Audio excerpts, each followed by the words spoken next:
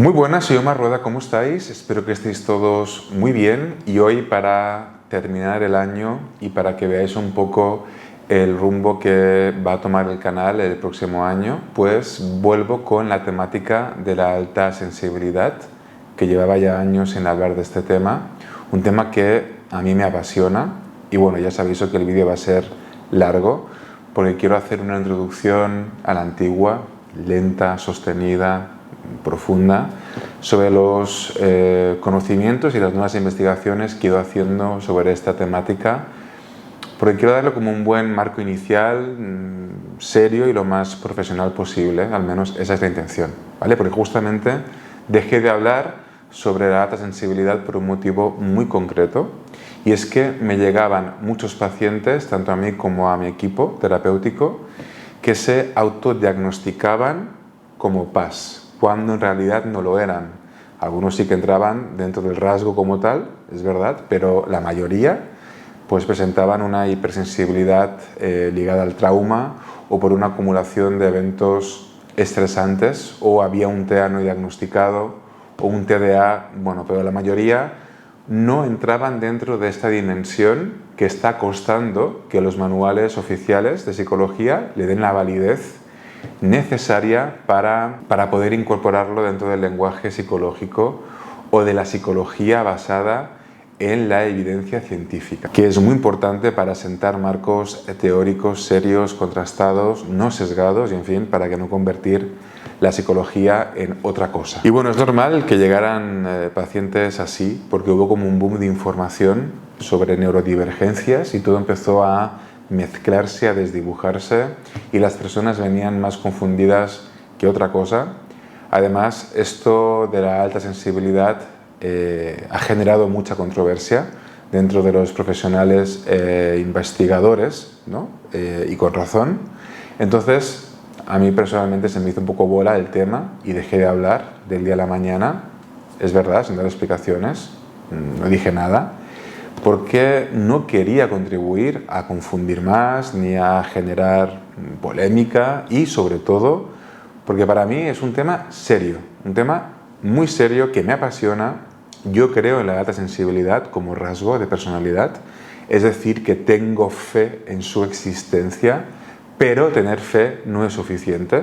Así que, bueno, antes de empezar con las claves del vídeo, que lo voy a relacionar con la crisis actual que vivimos dentro de las relaciones de pareja, dentro del mundo sentimental, porque es un desastre lo que está pasando a día de hoy, pues voy a aportar mi crítica personal al enfoque de Ellen Aron sobre la alta sensibilidad, para que quede claro desde qué lugar parte esta charla y cuál es mi enfoque sobre el tema. La alta sensibilidad existe y es importante decirlo desde el principio de esta charla.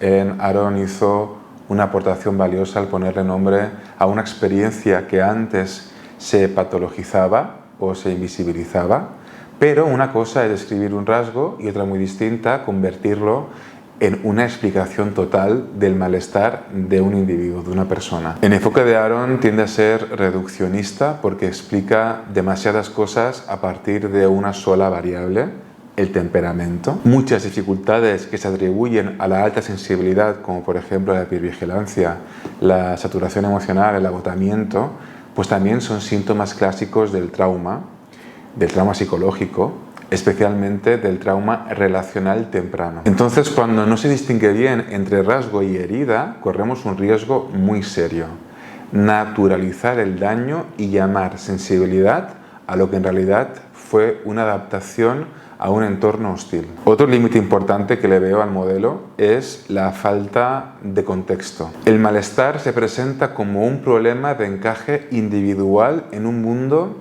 demasiado estimulante. Pero Ellen Aron habla poco de precariedad laboral, de abuso emocional, de vivir en una cultura social cada vez más estresante, con peor alimentación, con más contaminantes, ni tampoco tiene en cuenta las dinámicas familiares violentas que pueden estar contribuyendo a ese malestar individual de la persona, independientemente de que sea o no altamente sensible. Así, sin querer, la responsabilidad vuelve a caer sobre la persona que es sensible. Eres tú quien tiene que adaptarse a esta sociedad, a regularte, protegerte y retirarte. El sistema no se cuestiona. Además, me he fijado que el discurso de la alta sensibilidad tiende a convertirse en una identidad muy cerrada. Soy así, siempre voy a ser así y este es mi límite, para ti y para el mundo. Es el otro quien tiene que respetarme en mi singularidad.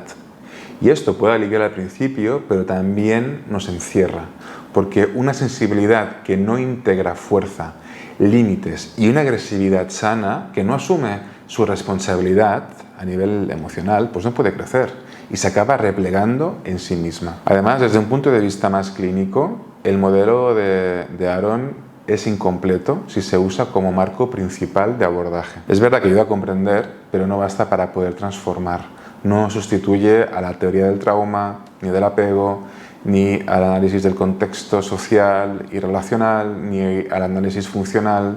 Entonces, la sensibilidad no es un destino, no es una explicación total y no debería convertirse en una etiqueta fija. La sensibilidad solo se entiende de verdad cuando se piensa junto a la historia de la persona, el vínculo, las relaciones y las heridas. Porque no todo lo que duele es temperamento, a veces es memoria.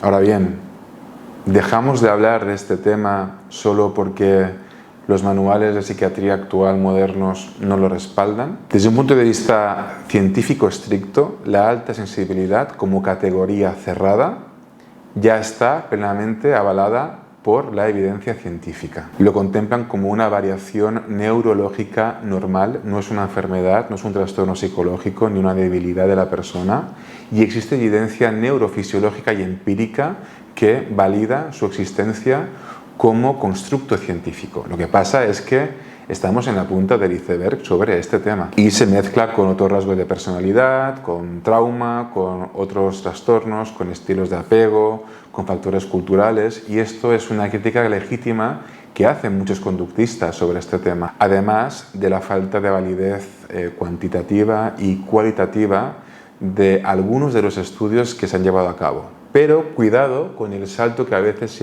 se hace al cientifismo ingenuo. El trauma no se podía demostrar hace unos años, pero no por ello no existía. Claro que existía. Lo que pasa es que no sabíamos mirarlo aún desde un abordaje científico. Y ahora sí, la neurociencia en este aspecto lo está cambiando todo. Por esto me ha hecho falta 3 años de silencio sobre este tema para seguir investigando, para seguir formándome, conociendo, intentar no caer en falacias o en reduccionismos, porque confundir la alta sensibilidad con una sensibilidad asociada a un trastorno, al trauma, es bien fácil. Entonces, que cada uno haga un trabajo de conciencia y de responsabilidad afectiva individual y no os diagnostiquéis a la ligera la primera de cambio, no utilicéis el tema de ser paz para justificar vuestra inoperancia como individuos, para justificar dinámicas disfuncionales que tenéis vosotros, para justificar nada. Hazte cargo de tu sensibilidad porque es tuya. Nadie más tiene que cargar con ella porque no es un problema. Hazte responsable de construir las estructuras necesarias para estar en bienestar con tu sensibilidad. No esperes que el otro lo haga por ti. Aprende a poner límites, aprende a construir un puente con la otra persona de comprensión, de respeto, de comprensión mutua. Quería empezar con esto porque no quiero que pase como hace 3 años, porque es muy fácil identificarse con este rasgo. Es como el tarot, es como los arquetipos. Pero si queremos que se tome con seriedad este tema y tenga un espacio en la psicología más formal, pues hagámoslo con una cierta seriedad y apoyémonos en la neurociencia. Y siguiendo en esta introducción eterna, ¿qué es para mí ser altamente sensible? Ser altamente sensible en su vertiente madura no es sentir más por defecto, sino percibir con mayor resolución. No se trata de fragilidad, sino de densidad perceptiva.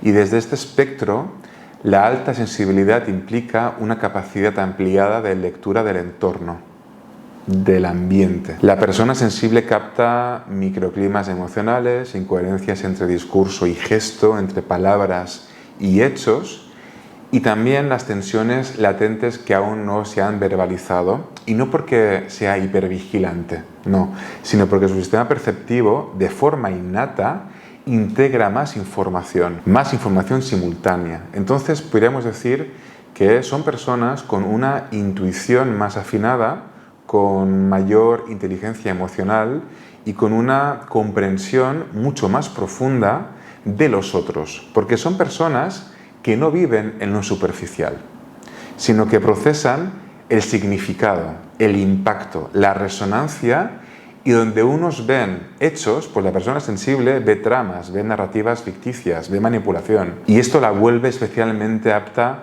para el pensamiento creativo, para el pensamiento crítico, para la metáfora, para la elaboración simbólica, el arte, la escritura, la filosofía, la antropología, el mundo de lo social, bueno, en fin, todo lo que sea humano en general. Y no es que siente demasiado dolor, eso sería más la hipersensibilidad, es que sienten con más intensidad las capas de la vida.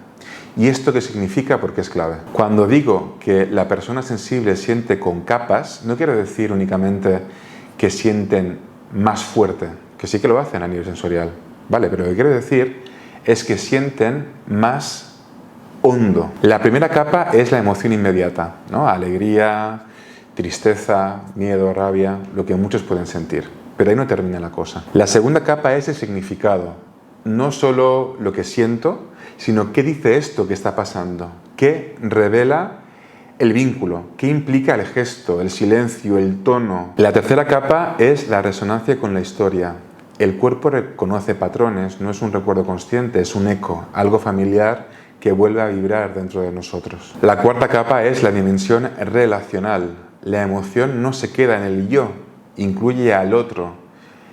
Hablamos de clima emocional compartido, lo que se mueve entre nosotros. Y la quinta capa es la simbólica. La experiencia se vuelve imagen, metáfora, sentido profundo. No es solo esto me dolió, no, esto fue para mí una ruptura, una traición, una pérdida de confianza, de pacto. Cuando estas 5 capas no se integran, la persona se satura, no porque sienta demasiado, sino porque se siente demasiado sola. Cuando se integran, la sensibilidad deja de ser ruido y se convierte en comprensión. Por eso las personas sensibles no sienten más únicamente a nivel sensorial, ¿vale? Es que sienten con mayor profundidad e interpretan la realidad con mayor profundidad. Y esto no te hace más especial ni mejor que nadie, ¿vale?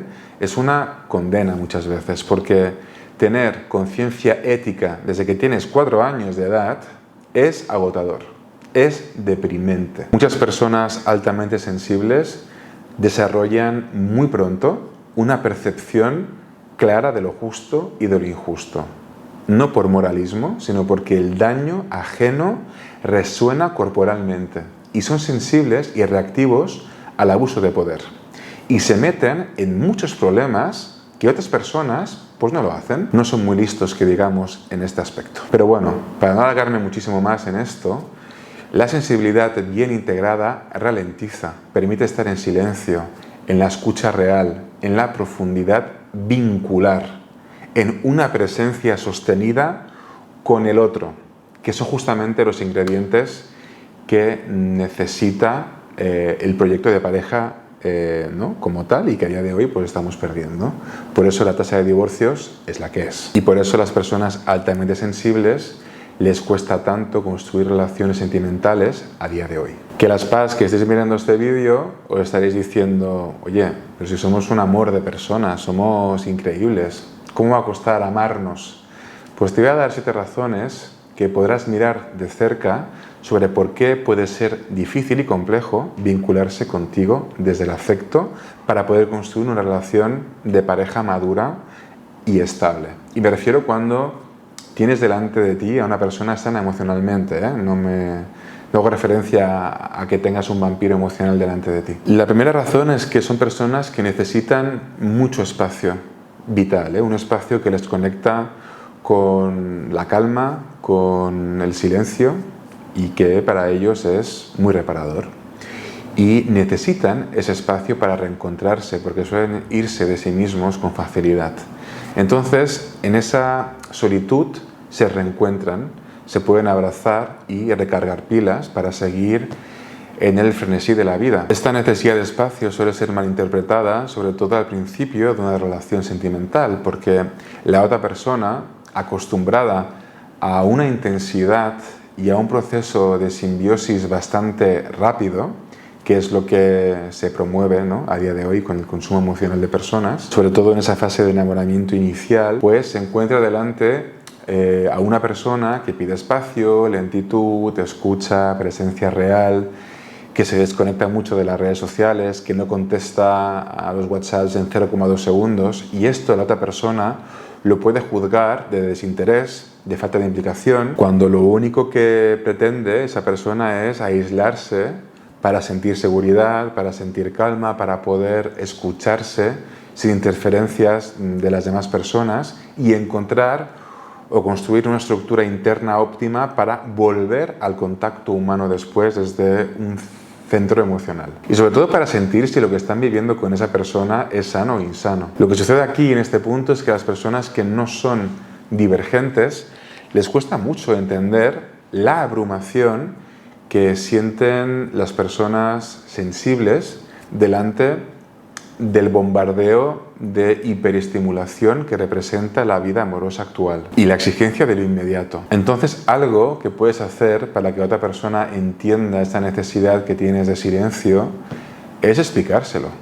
Comunicación. Parece obvio, pero se nos escapa, ¿no?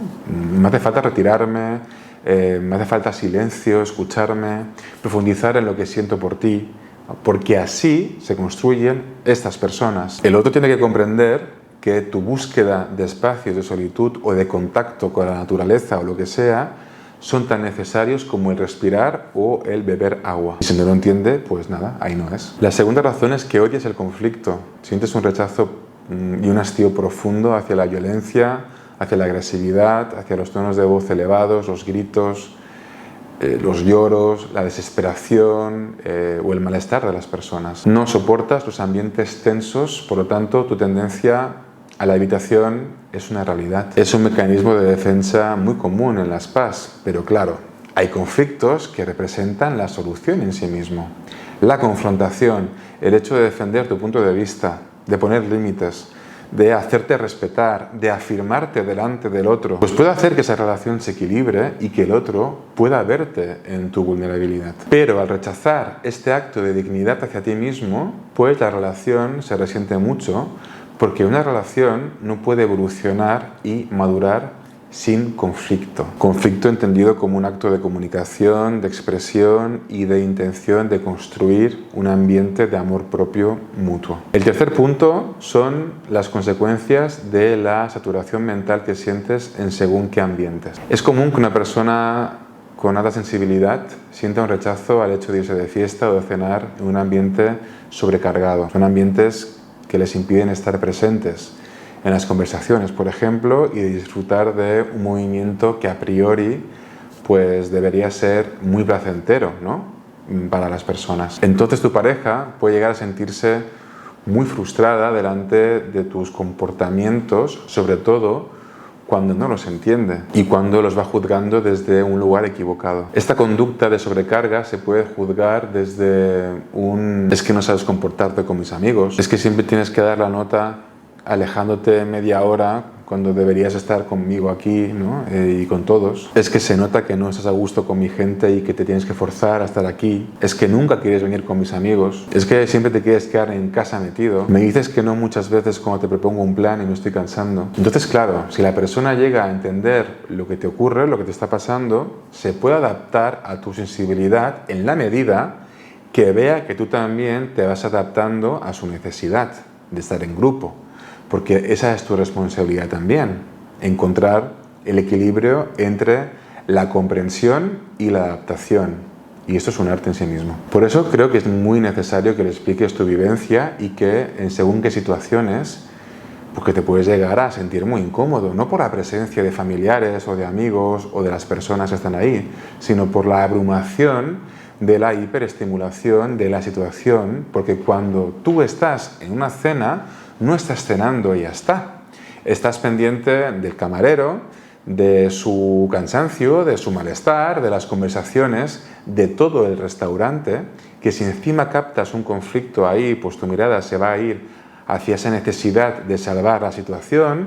Estás pendiente de la pareja de al lado, estás pendiente del lenguaje no verbal de todo el mundo, de las personas que integran, ¿no?, ese cenar contigo, de todas sus necesidades, de que estén cómodas, de que estén tranquilas. Y por eso creo que es muy importante que le expliques todo esto a tu pareja para que se pueda construir un espacio bonito entre ambas realidades. La cuarta razón es que las PAs suelen priorizar el bienestar de los demás sacrificando su propio equilibrio emocional y el de su relación de pareja. Todo el mundo acude a ti para que resuelvas los problemas, los conflictos, porque es muy agradable hablar con alguien como tú, que entiende, que comprende, que profundiza tanto en el otro. Entonces puede ser que llegues agotado a casa, sin energía, sin capacidad de escucha de tanto estar tragando los problemas de los demás, y te queda muy poco para atenderte a ti y a tu pareja, porque atiendes más la vida de los demás que tu propia vida. Entonces te sacrificas tú, pero también estás sacrificando tu relación sentimental, porque está incluida indirectamente en este movimiento de sacrificio. Y aquí pueden llegar muchos conflictos sentimentales, porque tu pareja, claro, sufre al ver que no estás en ti, que no te cuidas, que no te ocupas de tus cosas para atender a la demanda de los demás. Y segundo, porque estás siendo negligente con tu pareja, con tu proyecto.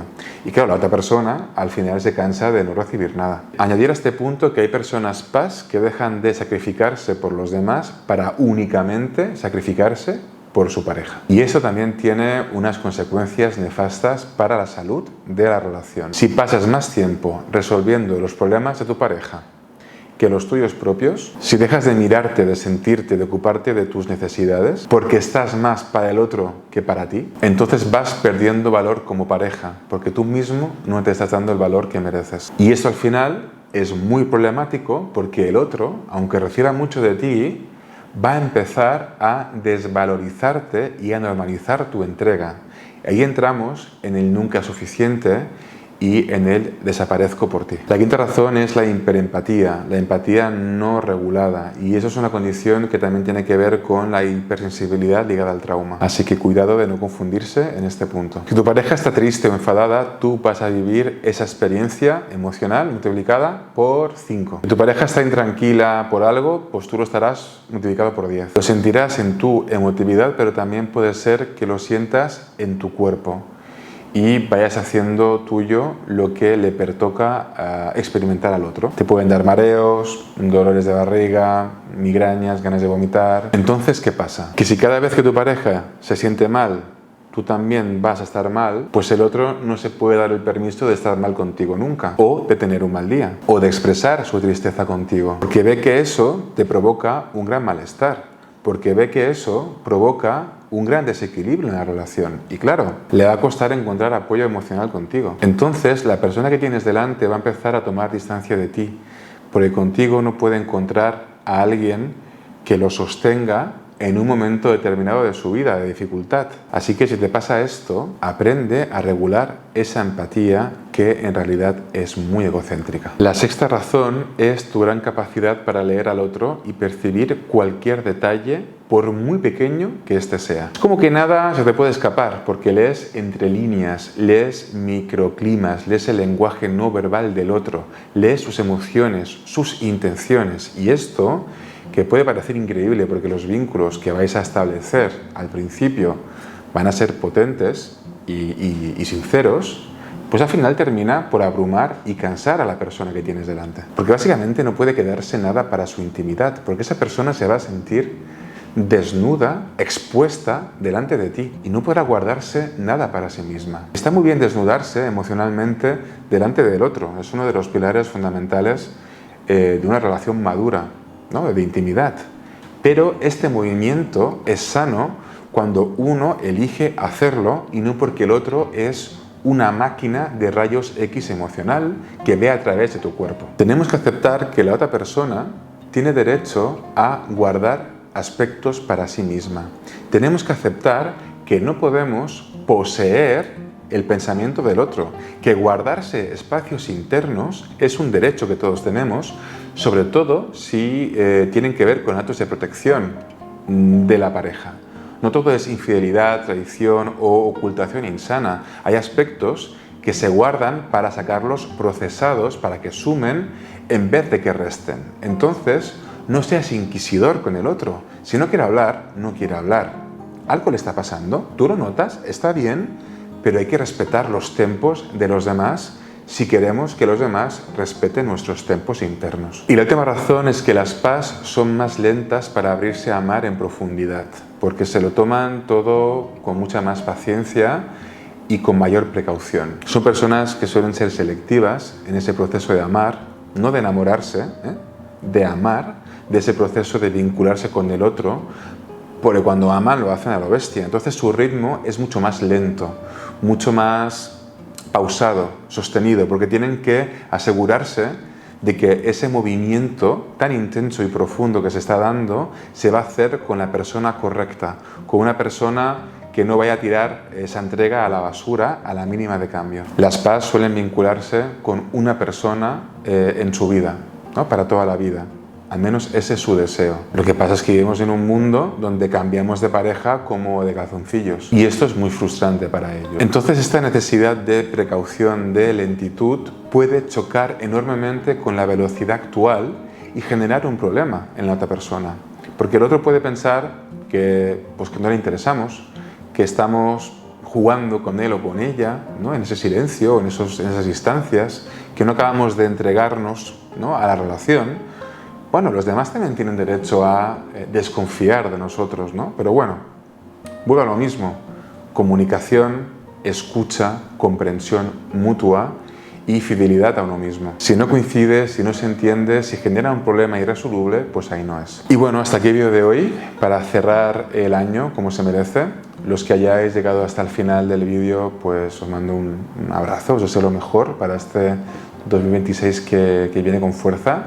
Y bueno, como siempre, si el vídeo te ha gustado, ha resonado contigo y te ha sido de utilidad, compártelo con aquellas personas que les pueda ser útil en su proceso de vida. Suscríbete si aún no lo has hecho y nos veremos el año que viene. Un fuerte abrazo.